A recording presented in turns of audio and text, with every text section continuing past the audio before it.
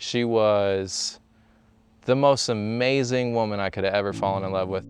I can tell you right now, our experience was just this overwhelming amount of joy. We were so excited to be able to, one, we were on the path to get this, this land in our house and expand our family.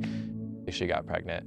And Linda was like, well, this is God's work. You know, this is what we're doing right now. We're gonna have this baby because God gave us this baby. We had a scheduled C-section on June 13th. Before they took her back, they were doing all kind of blood work and stuff, and everything looked good. I know that she was just really scared that whole day. And she was really nervous to not be around Gabriel anymore. She only wanted me in the room. Very understandable. We did everything together. I got into my little suit. I got my little hat on and my gloves. She was so happy to see me, but of course I'm wearing a mask and, you know, I'm just trying to make her happy. You know, just trying to make her laugh. That was what I always did. I made her laugh. And for a second, she was like, I don't feel like I can breathe, you know? She's squeezing my hand so tight that I couldn't feel my fingers. And they pulled the baby up and I took a picture. And I mean, I'm like, Linda, look, we did it, you did it. You finally did it, the baby's here. And she looked at me and then she just stopped squeezing my hand. She was staring right at me and her eyes they just kind of fluttered up. I was just praying. I was just praying the whole time. I didn't really know what else to do. The doctor came back into the room and you could just tell there was something wrong. And he said, she's gone. We were really excited, you know. It was supposed to be a day that we were gonna celebrate.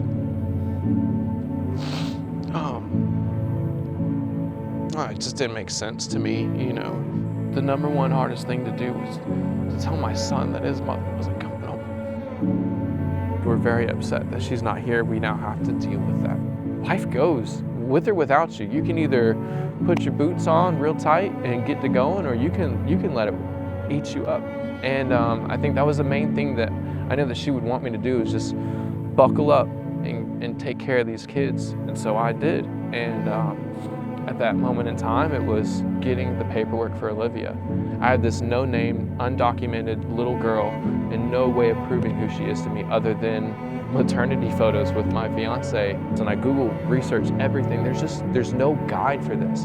And so the only thing I could think of at that moment in time was to go get a paternity test done. I kept that in my truck everywhere we went. Called an attorney, they're like, we're gonna need $5,000 up front just to even get started. I don't have that. So I told him I'd be in touch, called another attorney at some other place, $5,000 just to even get started.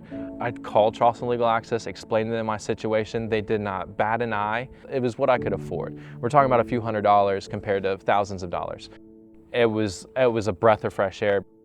He had met with a bunch of attorneys and was given conflicting information and was quoted at prices to just do a simple birth certificate amendment and proof of paternity that he just could not fathom paying at that time and the circumstances that he was in. I went and met with Mary.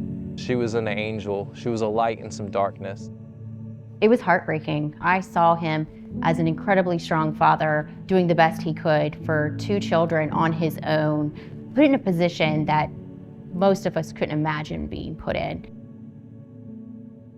The mission of Charleston Legal Access is really about justice. Justice for everyone, regardless of their income, where they work, who their family is. It's about legal services being offered at an affordable rate when people need them.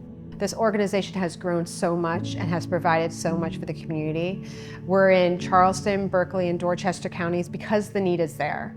We serve the community based upon what is needed. Because of donor support, we're able to go ahead and help people who otherwise would have nowhere else to turn. Without that community support, we can't grow. We can't serve the community. So the more donors we have, the more community support we have, the more we can do. They are in there doing the best that they can, helping the people who can't help themselves, helping the weak, the hungry, the needy, the grieving, you know? I stopped riding with the paternity test in my truck that sits inside my house now. When Linda passed, her name was Ermelinda. We called her Linda.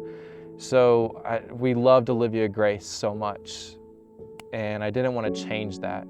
Her name is Olivia Grace Ermelinda McKeever. She is an absolute perfect little replica of her mom. I finally get a Linda with the last name McKeever. You know, to see that on paperwork is a little surreal. And it's really nice to have that piece of paper now, and it just finalizes it. So we're now at this next step. You're not moving on with anything that happened, you're moving forward. And because of Mary and Charleston Legal Access, I can actually take those steps now.